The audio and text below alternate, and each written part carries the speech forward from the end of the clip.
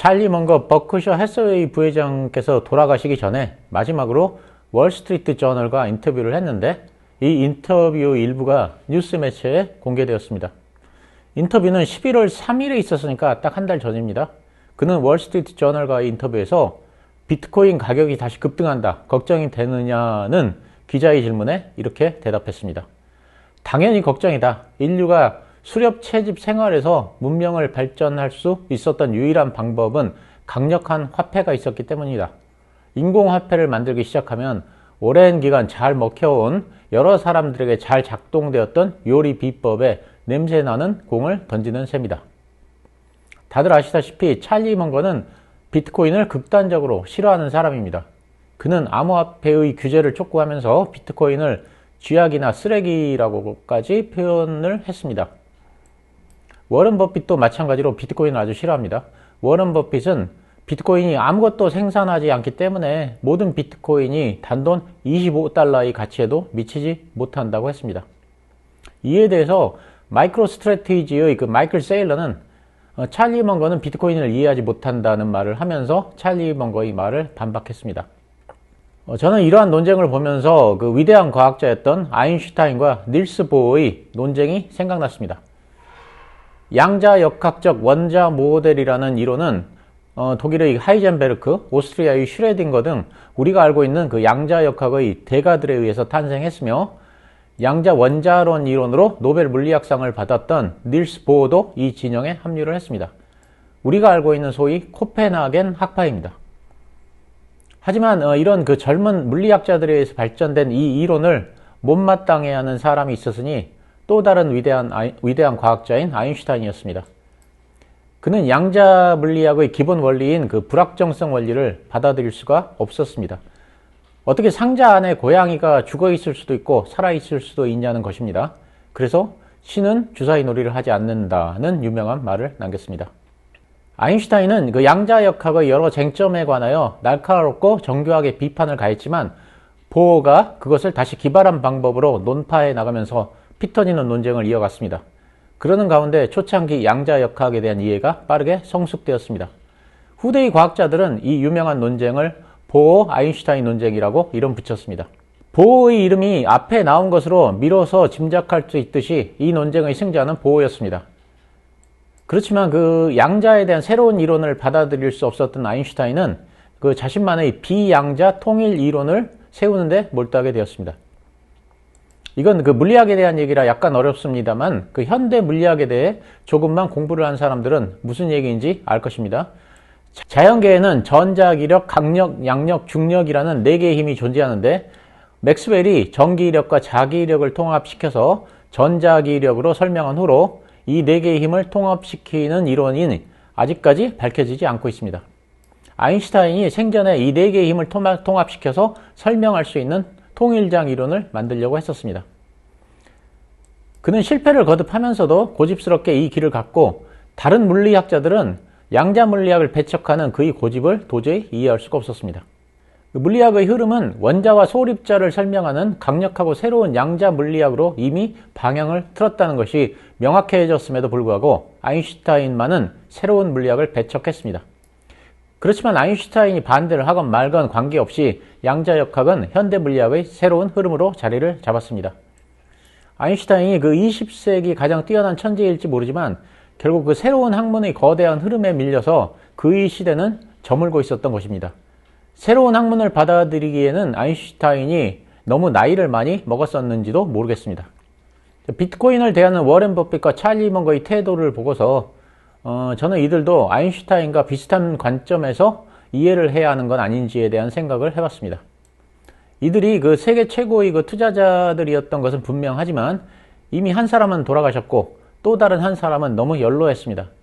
결국 이들의 시대는 가고 있고 이제는 마이클 세일러와 같은 젊은 시각을 가진 새로운 자산 투자자의 시대가 오는 것이 아닌가 이런 생각을 하게 되었습니다. 다시 말씀드리자면 양자역학이나 불확정성 원리와 같은 젊은 사람들의 혁신적 이론을 아인슈타인이 받아들이지 못했듯이 비트코인이라는 그런 혁신적 형태의 자산을 워런 버핏이나 찰리 먼거가 받아들이기에는 이들이 너무 나이를 많이 먹었다는 것입니다. 그런 면에서 그 찰리 먼거의 사망은 과거의 시대가 저물고 새로운 자산 투자의 시대가 열리고 있다는 의미가 아닐까 이런 생각을 해봤습니다. 그러니까 기존에는 주식과 금의 시대였다면 이제부터는 여기에 암호화폐가 더해지는 시대라는 것입니다. 워렌 버핏은 비트코인이 생산적이지 않기 때문에 전부 다 합쳐도 25달러의 가치도 없다고 했습니다. 그러면 이런 건 어떻게 생각하시나요? 자, 지금은 메타로 사명을 변경한 페이스북이 2019년 6월 18일에 발표한 리브라 백서는 다음과 같이 시작합니다. 아직 가장 기본적인 금융 서비스조차 받을 수 없는 사람들이 전 세계에 17억 명이나 있다. 그리고 인터넷과 모바일의 발전은 세계인의 삶을 혁신적으로 개선했지만 그럼에도 불구하고 아직 금융에는 풀지 못한 숙제들이 많이 있다. 그리고 그것을 우리가 해결해 보고자 한다. 자, 이와 관련해서 제가 한 가지 예를 들어보겠습니다. 엘살바도르는 빈곤한 국가입니다. 자국에 일자리가 없어서 많은 국민들이 미국으로 그리고 다른 나라로 일자리를 찾아 떠납니다. 그리고 해외에서 열심히 일해서 받은 급여를 본국으로 보냅니다. 그래서 엘살바도르 경제의 25%가 해외 송금에 의존하고 있습니다. 그런데 그 엘살바도르의 은행들이 자신들의 이권을 위해서 카르텔을 형성하고 있습니다. 그래서 해외에서 들어오는 달러에 대해 아주 높은 송금 수수료를 부과합니다. 송금을 받을 경우 은행 수수료는 25%에서 최대 40%에 이릅니다. 해외에서 100달러를 보내면 25달러에서 40달러를 수수료로 지불하고 나머지 60달러에서 75달러만 수령합니다. 그야말로 없는 사람들이 열심히 일해서 부자들 배불려주는 시스템입니다. 또 금융 인프라가 부족해서 국민들이 금융 서비스를 이용하는데 큰 어려움을 겪고 있습니다. 가족 중에 누군가가 해외에서 열심히 일을 해서 돈을 보내도 그 돈을 찾는 데까지는 일주일 이상 걸리는 일이 빈번하며 심지어는 한 달이 걸리기도 합니다. 엘살바도르는 이러한 불합리한 문제를 해결하기 위해서 2021년 9월 7일에 비트코인을 정식 화폐로 도입했습니다. 비트코인은 수수료가 적고 주고받는데도 시간이 훨씬 단축됩니다. 그래서 엘살바도르가 비트코인을 법정 화폐로 도입한 이후 해외에서 엘살바도르로 보내진 비트코인 송금이 4배나 폭증했습니다. 그러면 한번 생각해 보겠습니다. 워렌 버핏은 비트코인이 전혀 생산적이지 않다고 했는데 이와 같은 유용한 쓰임새는 생산적인 것이 아닐까요? 찰리 먼거가 월스트리트 저널의 기자와 했던 인터뷰를 다시 한번 보겠습니다. 그는 비트코인이 급등하는 것에 대해서 당연히 걱정이다. 인류가 수렵 채집 생활에서 문명을 발전할 수 있었던 유일한 방법은 강력한 화폐가 있었기 때문이다. 인공화폐를 만들기 시작하면 오랜 기간 잘 먹혀온 여러 사람들에게 잘 작동되었던 요리 비법에 냄새나는 공을 던지는 셈이다. 이런 말을 했습니다. 저는 여기서 그 의아하게 생각을 했던 것은 찰리 먼거는 왜 비트코인이 꼭 달러를 방해한다고 생각을 했을까 하는 점입니다. 제가 보기에는 비트코인은 달러의 위상을 강화시켜주는 하나의 도구로 잘 활용될 수 있을 뿐더러 미국 정부에서도 그런 입장을 가진 사람들이 많습니다. 달러를 더욱 파워풀하게 하기 위해서는 달러를 쓰는 사람들이 많아져야 합니다. 은행 서비스를 이용하는 사람들 중에서 달러를 쓸 사람들은 이미 다 쓰고 있기 때문에 더 이상 달러의 저변을 넓히는 것은 어렵습니다. 이제 달러가 새로 공략해야 할 대상은 달러에 접근할 기회 자체가 없는 사람들입니다. 리브라의 백서를 보면 가장 기본적인 금융 서비스조차 받을 수 없는 사람들이 전 세계에 17억 명이라고 했습니다.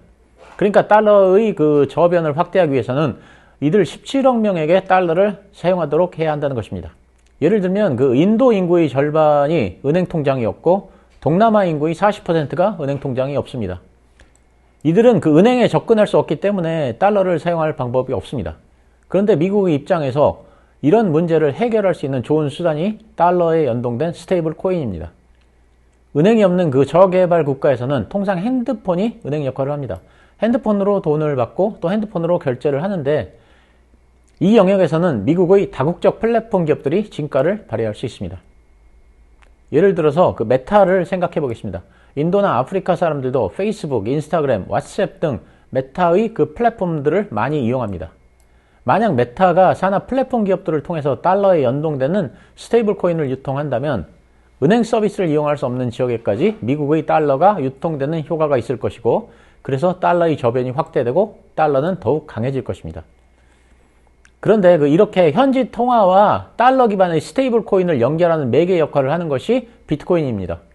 그러니까 비트코인을 달러의 대척점에 있는 사적 화폐로만 생각할 필요는 없다는 것입니다. 아인슈타인은 누가 뭐라고 해도 20세기 최고의 천재입니다. 그렇지만 자기만의 선입관과 고집에 사로잡혀서 현대 물리학의 흐름을 놓쳤습니다. 그래서 양자역학을 부정하는 고집을 부렸지만 현대 물리학의 도도한 흐름을 막을 수는 없었습니다.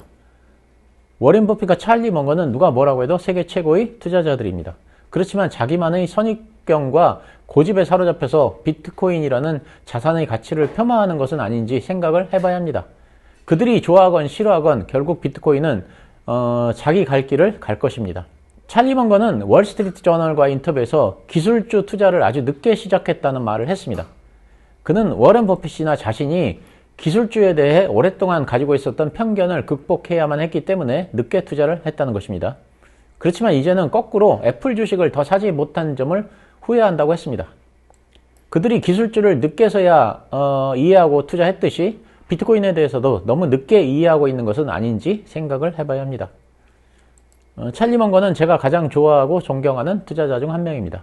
그렇지만 그 찰리 먼거라는 거장의 퇴장이 새로운 자산 투자의 시대를 의미하는 것은 아닌지에 대해 생각을 해봤습니다.